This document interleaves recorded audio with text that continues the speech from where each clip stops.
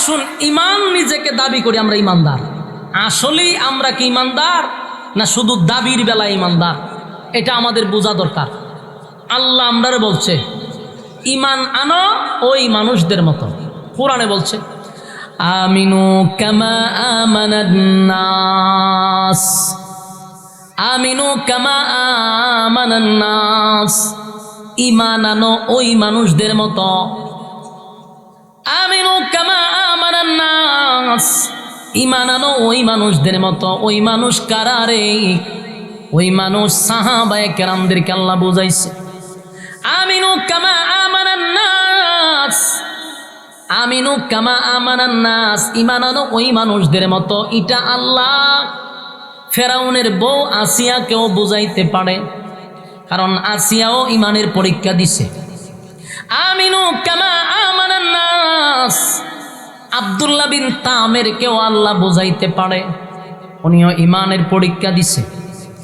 আমিনু কামা আমানান নাস, অসংখ্য সাহাবায়ে কেরামদেরকে বুঝাইছেন, কারণ সাহাবায়ে কেরামরাও ইমানের পরীক্ষা দিছে। আমরা শুধু নিজেদেরকে ইমানদার দাবি করছি, ইমানদার দাবি করছি, তবে ইমানদার যে দাবি করলাম আমার কথাগুলি রেকর্ড করেন, লিখে রাখেন, কারণ আল্লাহ ইমানদারের উপরে পরীক্ষা দেয়, পরীক্ষা দেয়। যারা পরীক্ষায় পাস করে তারাই কানাত লাহুম জান্নাতুল ফিরদাউসি নুজুলা। যারা ইমানের পরীক্ষা দিবে, পরীক্ষায় উত্তীর্ণ হবে, আল্লাহ বলেন আমি তাদেরকে জান্নাতুল ফিরদাউস দান করব। বিনা পরীক্ষায় আমার মালিক এত বিশাল জান্নাত আপনি আমাকে দিবে না। কথা কি বুঝতেছেন? আমার যুবক ভাইরা, দুনিয়া পাওয়া যায় গো, দুনিয়া পাওয়া যায় বিনা শর্তে, বিনা শর্তে, বিনা শর্তে। আল্লাহ দুনিয়ার জন্য কোনো শর্ত দেয় না। আপনি কোটি কোটি কোটি কোটি হাজার কোটি টাকার মালিক হবেন এই জন্য কোনো শর্ত নেই। আল্লাহ কোনো শর্ত দেয় নাই যে টাকা পয়সা পাওয়ার জন্য তাহাজ্জুদ করতে হবে, জিকির করতে হবে, আমল করতে হবে না। দুনিয়ার জন্য কোনো শর্ত নাই। আল্লাহ দুনিয়া আস্তিকরাও দেয়, দুনিয়া নাস্তিকরাও দেয়। আল্লাহ মানলেও দুনিয়া দেয়, আল্লাহ যদি না মানেন তাও দুনিয়া দেয়। নাস্তিকরাও আল্লাহ দুনিয়া দেয়, যে আল্লাহরে মানেই না তারও দুনিয়া দেয়। দুনিয়ার জন্য মালিক কোনো শর্ত দেয় না, কারণ দুনিয়াটা হলো একটা মরা গরুর মতো। মরা গরু, যদি গরু মারা যায় মালিকের কোনো গরুর প্রতি দাবি নাই।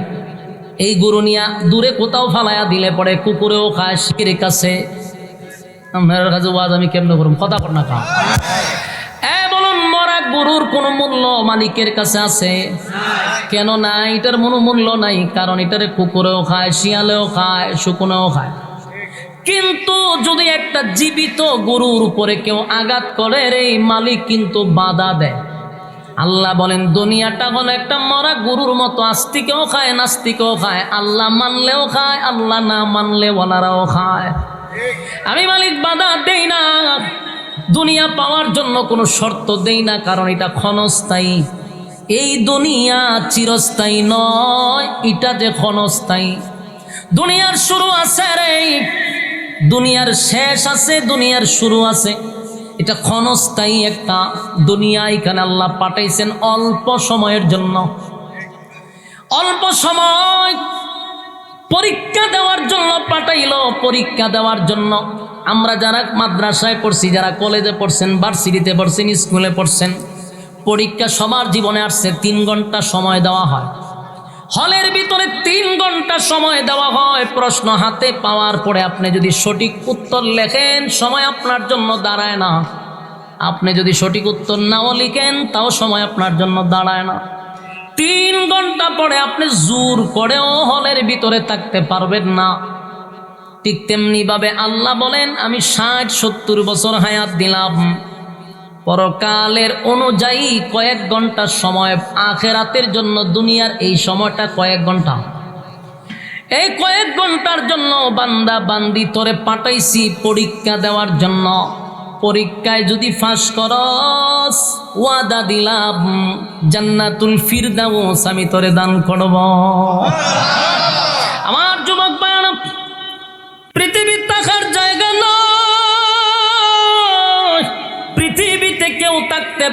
নাই, পারবে না। জোর দেখায়ও থাকতে পারবেন না, ক্ষমতা দিয়েও থাকতে পারবেন না, গায়ের জোরেও থাকতে পারবেন না। এটা তাহার জায়গাই না। আমার আগে এই বাড়িতে বাস করেছে অনেকজন, আমার আগে এই বাড়িতে বাস করেছে অনেকজন, তারাও গেছে আমিও যাব, রইব না আর বেশিক্ষণ। শুধু আমাদের কপাল পড়ছে, আমরা নিজের ইমানদার দাবি করি, কিন্তু আমাদের ইমান জিরো, ইমান জিরো। থার্মোমিটার নাই যেন ডাইরেক্ট বলতে পারলাম না। তো ইমানদারকে আল্লাহ সুসংবাদ জানাইছে। বলুন এখন ইমান আনবো কার উপরে? ইমান শুধু আল্লাহর উপরে আনলেই শেষ হবে না। ইমান আনতে হবে তার কোরআনের উপরে, ইমান আনতে হবে তার সমস্ত নবী রাসূলগণের উপরে, ইমান আনতে হবে তার সমস্ত ফেরেশতাগণের উপরে, ইমান আনতে হবে তাকদীরের উপরে, ইমান আনতে হবে পরকালের বিচার ব্যবস্থার উপরে। আপনি একটা বিশ্বাস করলেন আর একটা করলেন না, তো আপনি ইমানদার না। কথা হয় না? আপনি বললেন আল্লাহ এক, আমি এটা বিশ্বাস করি, নবী এক বিশ্বাস করি, কিন্তু কোরআনের আইন মানতে পারি না, কোরআনের আইন আমার বিশ্বাস হয় না, ইমান থাকবে? কথা বলেন। আপনি বললেন যে আমি সব মানি, কিন্তু রোজার পূজা সমান, বলুন ইমান থাকবে?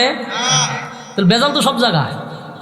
আল্লাহরই এক বলে বিশ্বাস করে, সর্বশেষ নবী বিশ্বাস করে, কিন্তু কোরআনের আইন বিশ্বাস করে না, কোরআনের বিধিবিধান তার পছন্দ হয় না, মুমিন বলা যাবে না।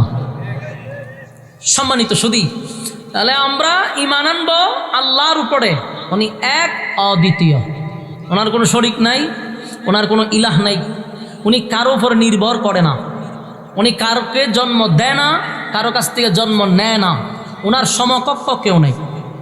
কথা কি বুঝতেছি? মনোযোগ আছে? মনোযোগ দেন। তাহলে আমরা আল্লাহর উপরে ঈমান আনছি, উনি এক অদ্বিতীয়, আল্লাহ ছাড়া কারো কাছে মাথা নত করব না, এটা আমাদের ভিতরে থাকতে হবে। সে যত বড় নেতাই হোক আর যত বড় কিছুই হোক, মাথা নত করবে একমাত্র আল্লাহর কাছে। আর আল্লাহর আইনের বিরুদ্ধে আমি কোনো ভূমিকা রাখবো না। মালিক যেটা আইন করছে ওই অনুযায়ী জীবনকে পরিচালনা করতে হবে। আমার আল্লাহর আইন মানতে গিয়ে যদি আমার বাপ বিরোধিতা করে, আমি বাপকে ত্যাগ করব ইমানের জন্য। নেতা যদি আমার ইসলামের বিরুদ্ধে কোনো ভূমিকা রাখে, নেতা ত্যাগ করব ইমানের জন্য। কথা হয় না? বলুন ইমান বড় না নেতা বড়? ইমান বড়। সুতরাং ইমানের স্বার্থে সবাইকে ত্যাগ করতে পারি, কিন্তু ইমান ত্যাগ করতে পারি না। সবচেয়ে বড় নিয়ামত হলো ইমান। বলুন সবচেয়ে বড় নিয়ামত হলো ইমান। ছাড়া মানুষ মানুষ নয়, চতুষ্পদ জানোয়ারের চেয়ে নিকৃষ্ট। আর যার ভিতরে ইমান আছে সে ফেরেশতাদের চেয়েও দামি। বলুন মানুষ কয় প্রকার হইল? আঙ্গুল দেখে এখন কয় প্রকার? দুই প্রকার। একদল মানুষ ফেরেশতাদের চেয়েও দামি, আরেক দল মানুষ কুকুর বিড়ালের চেয়েও নিকৃষ্ট। এটা আমার কথা না, আমি বলছি প্রথমে যে একটা কথা নিজের থেকে বলবো না, এইটিও আমার কথা না, আল্লাহ কোরআনে বলছি স্পষ্ট, ওয়ালাকাদ কাররামনা বানি আদম। আদমের চেয়ে সম্মান মর্যাদা আমি আর কাউরে দেই নাই, মানে মানুষকে এত সম্মান মর্যাদা দিছে। তাহলে এখানে আল্লাহ ফেরেশতাদের চেয়েও মানুষকে দামি বানাইলো। আবার আরেক আয়াতে আল্লাহ বলেন উলাইকা কাল আনআম বাল হুম আদাল। চতুষ্পদ জানোয়ারের চেয়েও মানুষ নিকৃষ্ট। তাহলে কোন গুণে ফেরেশতাদের চেয়ে দামি হয়, কোন কাজে কুকুর বিড়ালের চেয়েও নিকৃষ্ট হয়, এটা আমাদের জানা দরকার। আদা হয় না? মানুষ তখনই ফেরেশতাদের চেয়ে দামি হয় যখন ঈমান এবং নেক আমল তার মধ্যে থাকবে। এই মানুষটা ফেরেশতাদের চেয়ে দামি, অথচ ফেরেশতারা গুনাহ কি জিনিস চিনেই না। ফেরেশতারা হলো নিষ্পাপ, আল্লাহ হয় নিষ্পাপ। ফেরেশতাদের চেয়ে মানুষ দামি যদি তার ভিতরে দুই গুণে গুণান্বিত হয়, ঈমান নেক আমল। আর চতুষ্পদ জানোয়ার যেমন নিকৃষ্ট, আল্লাহ হয় দুই গুণ যাদের ভিতরে থাকবে না, কুত্তা বিড়ালের সমান না, এর থেকে নিকৃষ্ট। বলুন কুকুর বিড়ালের সমান বলছে না এর থেকে বেশি নিকৃষ্ট বলছে? হ্যাঁ। আল্লাহ যদি বলতো উলাইকা কাল আনআম, শেষ, এখানে রেখে দিত, তাহলে হয়তো কি কুকুর বিড়ালের সমান। কিন্তু আমরা সমান বলে নাই, বলছে বালহুম আদাল, তারা এর থেকে নিকৃষ্ট। আপনাদের মনের মধ্যে একটা প্রশ্ন আসতে পারে যে হুজুর, আল্লাহ যদি কুত্তা বিলের সমান হইতো তো মোটামুটি ভালো আছি, মান সম্মান লিয়ে তখন যেত আমরা কুত্তা বিলের পর্যন্ত আসি। কিন্তু আল্লাহ এমন এক জায়গা দিয়েছে যে কুকুর বিড়ালের চেয়েও আমরা নিকৃষ্ট। তো কুকুর বিড়ালের সমান বলল না কেন? প্রশ্ন আসে কি না? প্রশ্ন যদি আপনারা আসে তাহলে উত্তর আছে আমার কাছে, আর যদি বলবেন না কোনো প্রশ্ন আসে না তাহলে উত্তর নেই। যদি আপনাদের মনের মধ্যে প্রশ্ন থাকে আল্লাহ কুত্তা বিলের সমান কইলেই তো হইতো, এর চেয়ে বেশি কইল কেন? কেন বেশি কইল এটা আমার বলা লাগবে না, আপনাদের জবান থেকে আমি উড়াইতে পারবো। আপনারাই বলবেন যে হ কথা ঠিক। কেমনে এটা আমি আমার একটা এক্সাম্পল দিতে হবে। এক্সাম্পলটা দিলে আপনারা নিজেরাই বলবেন যে কুত্তা বিলের শিখি আমরা নিকৃষ্ট। এটা আপনারা স্বীকার করবেন, স্বীকার করাইবো আপনারা দিয়া। তাহলে আমার কাছ থেকে শুনেন একটা এক্সাম্পল দিই। আপনারা টাঙ্গাইলে ইয়ং ছেলে হোক অথবা বয়স্ক হোক, খারুইয়া মুততে দেখছেন নি? যদিও এটা আমরা প্রস্রাব বলি, বৈশাখ করলে এটা প্রস্রাব হয়। খারুইয়া এটার প্রস্রাব করে না, এটার মুতি কর কথা না দেখি। তো খারুইয়া মুততে আপনারা দেখছেন? এরকম দেখছেন নি কেউ? দেখছেন? আমি প্রতিদিন দেখি। তো হুজুর প্রতিদিন দেখেন কেন আপনি? হুজুর মানুষ ইয়া বলে আমার আল্লাহ দেখায়, আমি করুম কি? আমরা যাই ফাম্পো গ্যাস লইতে, আমি কেন গিয়া দেখি খারুইয়া মুতে। বৈশা মুতার কোনো প্রস্রাব কানাই নাই, এখন উড়াই দিছে আস্তে আস্তে। মুতার জায়গা হইলে খারুইয়া। উঠেলে যাই কিছু খাইবার জন্য, যাই প্রস্রাব করতাম কে দেখি কেন খারিয়া মুতার সিস্টেম, বৈশা মুতার সিস্টেম নাই। তাহলে প্রতিদিন খারিয়া খারিয়া বলা মানে যে মতে, এটা আমি মাঝে মাঝে দেখতে না চাইলেও আমার দেখাও হয়। এই জন্য আমি অভিজ্ঞ লোক এই ব্যাপারে। এখন আপনাদেরকে বলি, রাস্তাঘাটে কোথাও খারিয়া মুততে দেখেননি? এরা কি আসলে কোনো ইহুদি খ্রিস্টান না মুসলমান? মুসলমানের ঘরের ফুলা খারিয়া মুতে আমি দেখছি। বলুন তো, যারা খারিয়া মুতে বুইজা মুতে না না বুঝা মুতে? চাচা হয় না বুঝা, এরা কি তা ফিটার খায় চাচা? না যারা খারিয়া মুতে এরা কি ফিটার খায়? কি সুন্দর না বুঝা, অবুঝ শিশু। আমি কি শিশুর কথা কইছি না বালেক মানুষের কথা কইছি? না বুঝে হইল কেমনে? এত বুঝা শূন্য ঠান্ডা মাথায় খারিয়া মুতছে খালি কেন? আমি দেখছি খারিয়া মুতেও সিগারেটও খায়। আমি এরকম পাবলিকও দেখছি খারুইয়া মুত আছে, সিগারেটও খাইতে আবার কথাও হয়। অথচ আমি এটা দেখছি কুত্তা বিলে খারুইয়া মুতে, কিন্তু এরা কথা হয় না মুতার সময়। কিন্তু মানুষরূপী জানোয়ারগুলা মুতেও কথাও হয়। কতটুক নির্লজ্জ বলুন? বুঝা খারুইয়া মুতে না না বুঝা? বুঝা শুই না ঠান্ডা মাথায় উত্তরগুলা দিবেন খালি। এখন আসুন আমার কথায়, আপনারা দেশের কুত্তা বিলাই গরু ছাগল এরার কি বাথরুম আছে? বাথরুমে গিয়া প্রস্রাব করে না খারুইয়া সেনায়? খারুইয়া সেনা দেয়, এটার কিতা কইন আপনারা? সেনা কইনি মুত কই? হ্যাঁ আচ্ছা, আমি বাসা বুঝি না। আচ্ছা, খারুইয়া মুত তুই বুঝেন। গরু ছাগল কি কোনোদিন বৈশা মুতে না খারুইয়া? খারুইয়া। কুত্তায় তো আরো ভিন্ন জিনিস, কুত্তা আরো মারাত্মক, এক দাগ আগাইয়া। খারুইয়া না খালি দেখাইয়া মুতে, ঠিক নেই? এতে সরম বরম নাই। তো এই যে গরু ছাগল কুত্তা বিলে খারুইয়া মুতল, বুঝা না না বুঝা? আরো জোরে আবার কন না বুঝে।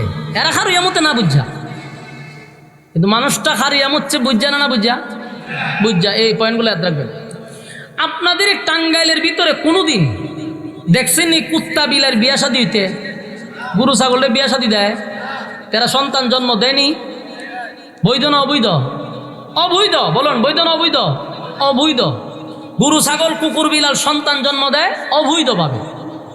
বুঝা না না বুঝা? এখন মনোযোগ দিয়ে শুনেন, আমার প্রতিটা কথার উত্তর দিয়েন। কুত্তা বিলায় গরু ছাগলের বিয়া শাদী হয় টাঙ্গাইলে, তাহলে সন্তান জন্ম দেয়নি? বৈধ না অবৈধ? অবৈধ। বুঝা দেয় না না বুঝা দেয়? না বুঝে দেয়। আপনারা টাঙ্গাইল হোক আর যে কোনো আশেপাশে হোক, মানুষ অবৈধ সন্তান জন্ম দেয় এমন কথা শুনছেন নি? শুনছেন না? কেটা কয় না? এটা বাংলাদেশ শুনছে না বলে। অবৈধ সন্তান জন্ম দেওয়া হয় বাংলাদেশে অহরহর। আর আমি আপনারা তারিখ বইলা দিয়ে আপনারা নিজেরাই পাইবেন। ফেব্রুয়ারির 14 তারিখের পরে টানা 10 মাস 10 দিন অপেক্ষা করবেন, দেখবেন সাংবাদিকরা লিখতেছে নবজাতক শিশু পাওয়া গেছে ডাস্টবিনে, নবজাতক শিশু পাওয়া গেছে বিভিন্ন জংলায় ময়লার স্তূপে। সাংবাদিকরা লেখে। কয়দিন পরে লেখে জানেন? 14 ফেব্রুয়ারির 14 তারিখের থেকে নিয়ে 10 মাস 10 দিন পরে লেখে। কারণ অবৈধভাবে একটা লাইসেন্স দেওয়া হয় 14 ফেব্রুয়ারিতে আকাম করার জন্য। এরা জনমের মতো আকাম করে, আর এটা ডেলিভারি হয় 10 মাস 10 দিন পরে। আর এই সন্তানগুলো তখন করবে কি, ডাস্টবিনে ফেলাই দেয়। আর হলুদ সাংবাদিকরা আবার লেখালেখি করে, পাওয়া গেছে ডাস্টবিনে। এই হলুদ সাংবাদিকগুলা, ভারতের দালালগুলা এগুলা লেখে। যখন আকাম করে তখন বাধা দিস না কেন? আলেমরা বাধা দিলে তোরা আলেমদের বিরোধিতা করস। যখন আকাম করার সুযোগ করে দেয় তখন বাধা দেয় না, পাওয়া গেলে কয় পাওয়া গেছে। অবৈধ সন্তান জন্ম দেয় মানুষ, আরো জোর এখন দেয়নি। বুঝা নানা বুঝা শূন্য ঠান্ডা মাথায় নিরিবিলি পার্কের চিপায় ছাপায় দরজা লাগায়া। বাস্তব না বাস্তব? তাহলে মানুষ অবৈধ সন্তান জন্ম দিল বুঝা শুনা। গরু ছাগল কুকুর বিরল চতুষ্পদ জানোয়ার জন্ম দিল না বুঝা। কথা কি ঠিক? এখন প্রথম প্রশ্নে আসেন, গরু ছাগল কুকুর বিড়াল চতুষ্পদ জানোয়ার খারুইয়া মুচ্ছে বুঝা না বুঝা? না বুঝা। মানুষ খারুইয়া মুতে বুঝা না বুঝা? বুঝা শুনা। অবৈধ সন্তান জন্ম দেয় চতুষ্পদ জানোয়াররা বুঝা না বুঝা? মানুষ জন্ম দেয় বুঝে না বুঝে? বুঝে শুনে। এখন আপনারা আমাকে উত্তর দিবেন, যেই লোকটা না বুঝা করে আর যেই লোকটা বুঝা করে দুটোটা কি সমান? বলুন সমান। আবার বলুন সমান। আল্লাহ সমান বলবে কেন? জবাব দেন, আল্লাহ সমান কেন বলবে? আল্লাহ কুত্তা বিলা সমান কইছে আমরা রে? কেন সমান বলে নাই? তোমরা করো বুঝে শুনে, আর চতুষ্পদ জানোয়াররা করে না বুঝে না শুনে। আপনারা বলছিলাম যে আল্লাহ শুধু সমান বললেই চলতো, কেন সমান বলে নাই আপনারাই বলবেন। এখন আপনারা বলুন, আল্লাহ চতুষ্পদ জানোয়ারের সমান রাখছে না একটু বাড়াইয়া হয়েছে? বাড়াইয়া হয়েছে, তার যুক্তি আসেনি কেন? আমরা যত আকাম করি সম্পূর্ণটাই জেনে শুনে বুঝে শুনে করি। চতুষ্পদ জানোয়ারকে আল্লাহ বুঝার ক্ষমতা দেয় নাই, তারা না বুঝে করে। এই জন্য আল্লাহ উলাইকা কাল আনআম পর্যন্ত রাখেন। আল্লাহ বালহুম আদাল, তোরা এর চেয়ে নিকৃষ্ট। কথা কি ঠিক? সম্মানিত সুধী, মানুষ দুই গুণে গুণান্বিত হয়। একটা হলো ঈমান আর নেক আমলের মাধ্যমে। যার মধ্যে ঈমানও নাই, যার মধ্যে নেক আমল নাই, এর চতুষ্পদ জানোয়ারের চেয়ে নিকৃষ্ট। এখন আসুন, ঈমান নিজেকে দাবি করি আমরা ঈমানদার। আসলেই আমরা কি ঈমানদার না শুধু দাবির বেলা ঈমানদার? এটা আমাদের বোঝা দরকার। আল্লাহ আমরারে বলছে ঈমান আনো ওই মানুষদের মতো।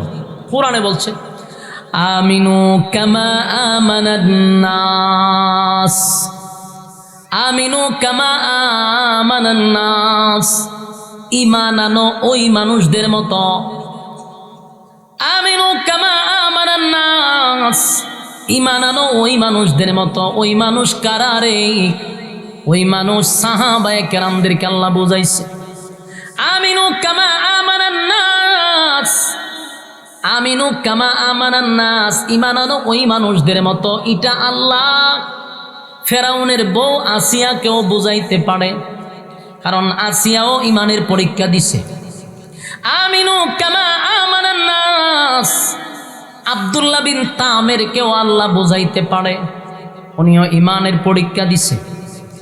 আমিনু কামা আমানান নাস, অসংখ্য সাহাবায়ে কেরামদেরকে বুঝাইছেন, কারণ সাহাবায়ে কেরামরাও ঈমানের পরীক্ষা দিছে।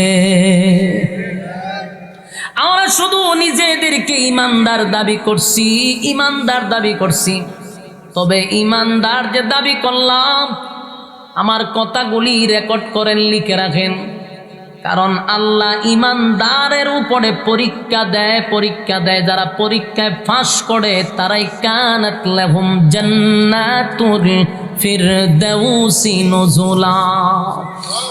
যারা ঈমানের পরীক্ষা দিবে, পরীক্ষায় উত্তীর্ণ হবে, আল্লাহ বলেন আমি তাদেরকে জান্নাতুল ফিরদাউস দান করব। বিনা পরীক্ষায় আমার মালিক এত বিশাল জান্নাত আপনি আমাকে দিবে না। কথা কি বুঝতেছেন? আমার যুবক ভাইরা, দুনিয়া পাওয়া যায় গো, দুনিয়া পাওয়া যায় বিনা শর্তে, বিনা শর্তে, বিনা শর্তে। আল্লাহ দুনিয়ার জন্য কোনো শর্ত দেয় না। আপনি কোটি কোটি কোটি কোটি হাজার কোটি টাকার মালিক হবেন, এই জন্য কোনো শর্ত নেই। আল্লাহ কোনো শর্ত দেয় নাই যে টাকা পয়সা পাওয়ার জন্য তাহাজ্জুদ করতে হবে, জিকির করতে হবে, আমল করতে হবে না। দুনিয়ার জন্য কোনো শর্ত নাই। আল্লাহ দুনিয়া আস্তিকরাও দেয়, দুনিয়া নাস্তিকরাও দেয়। আল্লাহ মানলেও দুনিয়া দেয়, আল্লাহ যদি না মানেন তাও দুনিয়া দেয়। নাস্তিকরেও আল্লাহ দুনিয়া দেয়, যে আল্লাহরে মানেই না তারও দুনিয়া দেয়। দুনিয়ার জন্য মালিক কোনো শর্ত দেয় নাই, কারণ দুনিয়াটা হলো একটা মরা গরুর মতো। মরা গরু, যদি গরু মারা যায় মালিকের কোনো গরুর প্রতি দাবি নাই। এই গরু নিয়ে দূরে কোথাও ফালাইয়া দিলে পরে কুকুরেও খায়, শিকের কাছে। আমার কাছে ওয়াজ আমি কেমনে করব, কথা কর না কা বলুন, মরা গরুর কোনো মূল্য মালিকের কাছে আছে? কেন নাই? এটার কোনো মূল্য নাই, কারণ এটারে কুকুরেও খায়, শিয়ালেও খায়, শুকুনেও খায়। কিন্তু যদি একটা জীবিত গরুর উপরে কেউ আঘাত করে, এই মালিক কিন্তু বাধা দেয়। আল্লাহ বলেন দুনিয়াটা হলো একটা মরা গরুর মতো, আস্তিকেও খায় নাস্তিকেও খায়, আল্লাহ মানলেও খায়, আল্লাহ না মানলে ওনারাও খায়। আমি মালিক বাধা দেই না, দুনিয়া পাওয়ার জন্য কোনো শর্ত দেই না, কারণ এটা ক্ষণস্থায়ী। এই দুনিয়া চিরস্থায়ী নয়, এটা যে ক্ষণস্থায়ী। দুনিয়ার শুরু আছে রে, দুনিয়ার শেষ আছে, দুনিয়ার শুরু আছে। এটা ক্ষণস্থায়ী একটা দুনিয়া। এখানে আল্লাহ পাঠাইছেন অল্প সময়ের জন্য, অল্প সময় পরীক্ষা দেওয়ার জন্য পাঠাইলো, পরীক্ষা দেওয়ার জন্য। আমরা যারা মাদ্রাসায় পড়ছি, যারা কলেজে পড়ছেন, ভার্সিটিতে পড়ছেন, স্কুলে পড়ছেন, পরীক্ষা সবার জীবনে আসছে। 3 ঘন্টা সময় দেওয়া হয়, হলের ভিতরে 3 ঘন্টা সময় দেওয়া হয়। প্রশ্ন হাতে পাওয়ার পরে আপনি যদি সঠিক উত্তর লেখেন, সময় আপনার জন্য দাঁড়ায় না। আপনি যদি সঠিক উত্তর নাও লিখেন, তাও সময় আপনার জন্য দাঁড়ায় না। 3 ঘন্টা পরে আপনি জোর করেও হলের ভিতরে থাকতে পারবেন না। ঠিক তেমনি ভাবে আল্লাহ বলেন আমি 60-70 বছর হায়াত দিলাম, পরকালের অনুযায়ী কয়েক ঘন্টা সময় আখেরাতের জন্য। দুনিয়ার এই সময়টা কয়েক ঘন্টা, এই কয়েক ঘন্টার জন্য বান্দা বান্দি তোরে পাঠাইছি পরীক্ষা দেওয়ার জন্য।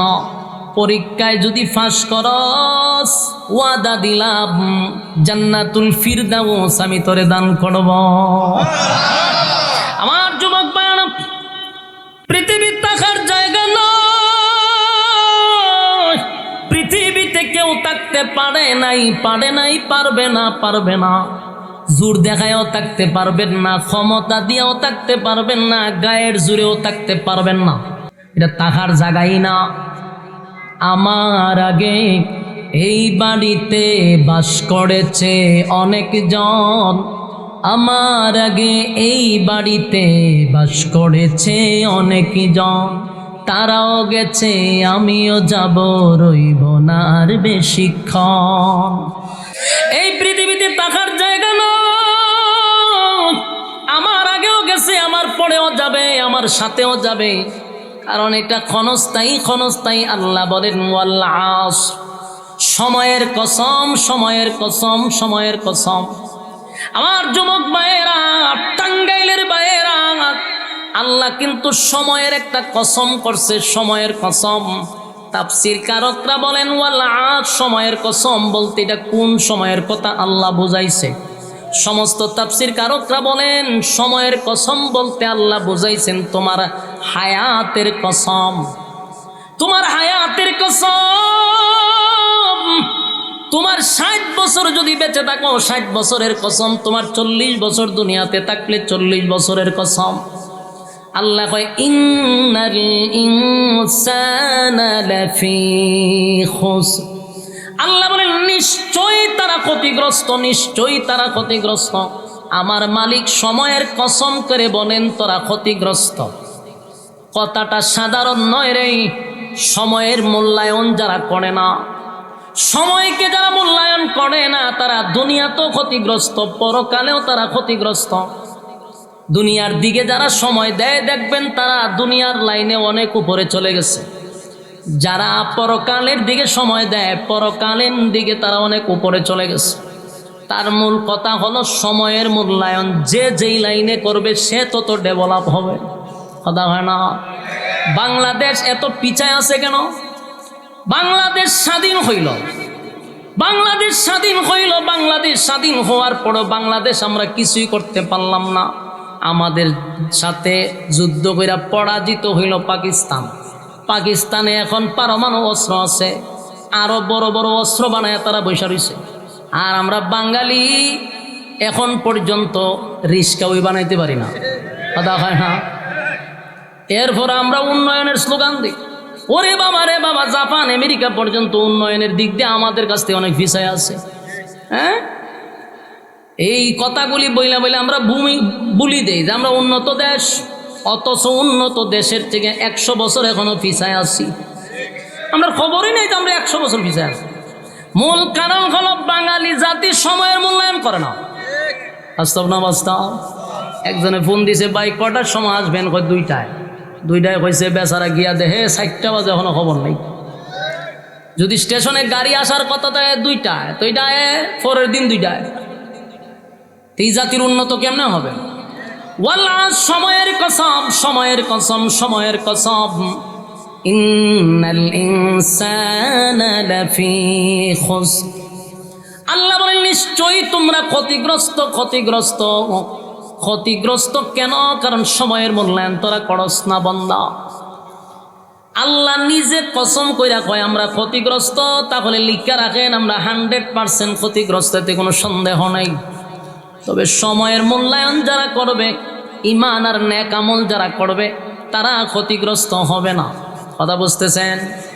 4 জিনিস যাদের মধ্যে থাকবে তারা ক্ষতিগ্রস্ত হবে না। 1 নাম্বার ঈমান, 2 নাম্বার নেক আমল, 3 নাম্বার হলো হক কথা যারা বলবে, 4 নাম্বার যারা ধৈর্য ধারণ করবে। এই 4টা গুণ যাদের ভিতরে থাকবে তারা কোনোদিন ক্ষতিগ্রস্ত হবে না। আমার যুবক ভাইরা, দিলের কান লাগায় কথাগুলি শুনবেন। ঈমানের উপরে আলোচনা। আজকে বাংলাদেশের মানুষের ঈমান বড় দুর্বল। আমার মনে চায় প্রতিটা মাহফিলে শুধু ঈমানের আলোচনা করা দরকার। কারণ এই বাঙালি জাতি 5 টাকার রং চা খায়া ঈমান বিক্রি করে। আমাদের বুকের উপর ফাতর লাগে না, আমাদের মাথার উপরে খরাত রাখন লাগবে না, আমরা এমনি 5 টাকার রং চা খাওয়ালে ঈমান বিক্রি করে দিই। ঠিক নেই? ঈমান এত দুর্বল। ওই দেখবেন ইলেকশন আইছে, এখন বিভিন্ন শ্বাসটলে দেখবেন মানুষের জমজমাট থাকে। এক নেতায় গিয়া সালামালকি দেয়, আর একটা করে রং চা খাওয়ায়। যে খাওয়ায় এরই বুট আপনারই দিন। 10 জনে যদি চা খাওয়ায় তো 10 জনই হে বুট দেয়। বুট হলে একটা দেয় 10 জন দে। ঈমান আছে না গেছে? এই জাতিরে কি আর খরাত লাগানি লাগবো মাথা? এই জাতির বুকের উপরে ভাত্র দেওয়ান লাগবো? এমনি ঈমান দেলায়। সকালে গড় থেকে বেড়ে ঈমান লইয়া, বিকালে গড় ফিরে বেঈমান হইয়া। তখন ঠিক নেই। দাড়িওয়ালাও ঈমান ছেড়ে দেয়, দাড়িওয়ালাও ঈমান ছেড়ে দেয়, দাড়ি খাডুন্নাও ঈমান ছাড়ে, টুপিওয়ালাও ঈমান ছাড়ে, টুপি ছাড়াও ঈমান ছাড়ে। মূল কথা সব জায়গায় চলছে বেজাল। এই জন্য আসুন ঈমানের উপরে অটল থাকার দরকার আছে না নাই?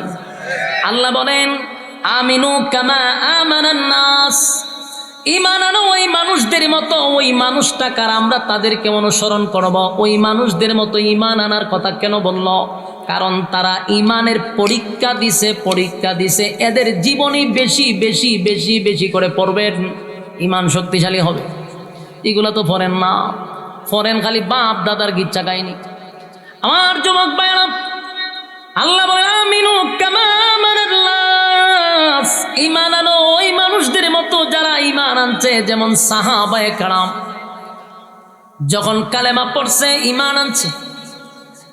বেঈমানদের নির্যাতন এমন বাড়া বাড়ছে, নির্যাতনের স্টিম রুলার চাপায়া দিছে রে। তাদের উপরে ঈমানের পরীক্ষা শুরু হয়ে গেছে। সাহাবায়ে কেরামরাও ঈমানের পরীক্ষায় উত্তীর্ণ হয়েছে। যেমন বর্তমানে সুদানে ঈমানের পরীক্ষা চলতেছে, উগান্ডা ঈমানের পরীক্ষা চলতেছে, ফিলিস্তিনে ঈমানের পরীক্ষা চলতেছে, গাজা ঈমানের পরীক্ষা চলতেছে। আল্লাহর কসম, খুব শীঘ্রই বাঙালি আমাদের উপরও ঈমানের পরীক্ষা হবে। যেই জাতি 5 টাকার কাছে ঈমান বিক্রি করে, ওই জাতির উপরে আর কিসের তো অত্যাচার দরকার? এমনিতে ঈমান ছেড়ে দেয়। ঈমানের পরীক্ষা হবে 100%। সাহাবায়ে কেরাম ঈমান দিছে গো, ঈমান দিছে, ঈমান দেয় নাই, জীবন দিছে, ঈমান দেয় নাই। খাব্বাব নামক একজন সাহাবী, বেলাল নামক একজন সাহাবী, আমরা শুনছি তাদের কথা, এরাও নির্যাতিত হয়েছে। শুধু এরা না, সুমাইয়া নামক একজন মহিলা সাহাবী ঈমান দেয় নাই, জীবন দিছে। আম্মার নামক সাহাবী ঈমান দেয় নাই, জীবন দিছে। কত সাহাবীর উপরে নির্যাতন শুরু হয়ে গেল। শুধু তারা ঈমানের পরীক্ষা দেওয়ার জন্য বড় বড় আঘাত সহ্য করছে, কিন্তু ঈমান দেয় নাই। খাব্বাব রাদিয়াল্লাহু তাআলা আনহুকে জ্বলন্ত কয়লার মধ্যে বেঈমানরা শোয়া রাখছে। জ্বলন্ত কয়লা বুঝেন, আগুন রইছে, এমন জায়গাতে শোয়া রাখছে। চামড়া গলি কষে কষে জমিনে পড়ছে। বেঈমানরা চাবুক দিয়া বা আঘাত করে আর কয়, মুহাম্মদের সঙ্গে চলা বাদ দিয়া দে, বাপ দাদার ধর্মের মধ্যে চুনকালি মারিস না। 360 জন মূর্তিকে আমরা খোদা মানি, মুহাম্মদ একত্ববাদী খোদার দাওয়াত দেয়, ছেড়ে দে, আমিও তোদের উপরে নির্যাতন করব না। কিন্তু পাথরের আঘাতের নিচে তাইকা বলছে, জীবন দিতে পারি কিন্তু ঈমান দিতে পারি না। হাবশী বেলাল, বেলালের নাম শুনছেন গো? বেলাল ছিল গোলাম, গোলাম, গোলাম, গোলাম, বাবাও গোলাম, বেলালও গোলাম, গোলামের ঘরের গোলাম। বংশ ভালো না, গোলাম বংশ। গরিব, এত গরিব, এত গরিব, মানুষের বাড়িতে কাজ করে, মারলে পরে কেউ প্রতিবাদ করে না। বেঈমানরা যখন মারধর শুরু করছে, নির্যাতন শুরু করছে, বেলালের পক্ষে নিয়ে কেউ প্রতিবাদ করে না, খাব্বাবের পক্ষ নিয়ে কেউ প্রতিবাদ করে না, তারা গরিব। বেলালে মারতেছে ঈমান আনার অপরাধে। মারতে মারতে বেলালের জিব্বার মধ্যে প্যারাক মারছে, জিব্বা টান দিয়া বাহির করে প্যারাক মারছে। বেলাল জোরে জোরে বলতো আহা, সংক্ষেপে বলতো আল্লাহ এক, আল্লাহ এক, আল্লাহ। বেঈমানরা আরো জোরে জোরে নির্যাতন করত, কেন রে তুই এক আল্লাহ বলস, আমাদের তো 360টা খোদা। বেলালের বুকের উপরে পাথর রাখছে গো, কিন্তু ঈমান ছাড়ে নাই, ঈমান ছাড়ে নাই, ঈমান ছাড়ে নাই। খাব্বাবরে মারছে, ঈমান ছাড়ে নাই। নির্যাতনের স্টিম রোলার চাপায়া দিছে, তারা জীবন দিয়া গেছে, ঈমান দেয় নাই। আমার যুবক ভাইরা, আমিনু কামা আমানান নাস, আল্লাহ বলেন ঈমান আনো ওই মানুষদের মতো যারা ঈমান আনছে, ঈমান আনছে। সাহাবীদের যুগে তাদের ঈমানের কত পাওয়ার ছিল, কত পাওয়ার ছিল। ঈমানের তো পাওয়ার, ঈমানের তো পাওয়ার। যুবক ভাইরা, ছোট ছোট সাহাবীরা পর্যন্ত ঈমানের পরীক্ষায় উত্তীর্ণ হয়েছে। সুবহানাল্লাহ। আল্লাহর নবীর একজন সাহাবী যুদ্ধের ময়দানে চলে যাবে, যুদ্ধের ময়দানে চলে যাবে, তার স্ত্রী নাই, ছোট্ট একটা সন্তান ছিল। সন্তানটারে বাসার মধ্যে একা রাইকা, ছেলেটাকে রাইকা যুদ্ধের ময়দানে গেছে। নবী ডাক দিছে যুদ্ধের ময়দানে। বাচ্চাটা বাবার পিছনে পিছনে আসছে, আয়সা দেখে বাবা অস্ত্র টস্ত্র নিয়ে গোড়ার উপরে ওইটা যুদ্ধে চলে যায়। ছেলেটা রাস্তার মোড়ে দাঁড়াইয়া বাবার যাওয়াটা ভালো করে দেখতেছিল। সন্তান দাঁড়ায় আছে, সারাদিন চলে গেল, সারাদিন চলে গেল, বাবা ফিরে আসে না। ওই রাস্তার মোড়ে দাঁড়াইয়া আছে, কখন বাবা আসবে। হঠাৎ করে তাকায়া দেখে আল্লাহর হাবিব তার সাহাবায়ে কেরামদেরকে নিয়ে আসতেছে। ছেলেটা মনের মধ্যে আনন্দ, যাই হোক সারা দিন গেল, আমার বাবা তো এখন আসতেছে, অসুবিধা নাই।